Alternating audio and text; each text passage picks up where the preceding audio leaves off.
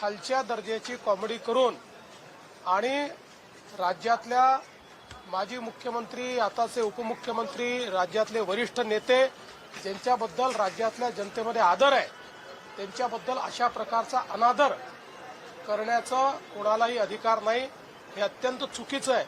तुम्ही जरूर कॉमेडी करा, तुम्ही व्यंग करा, पण जर अपमानित करण्याचं काम जर कोणी करेल तर हे सहन केलं जाणार नाही। हे अतिशय चुकीचं आहे।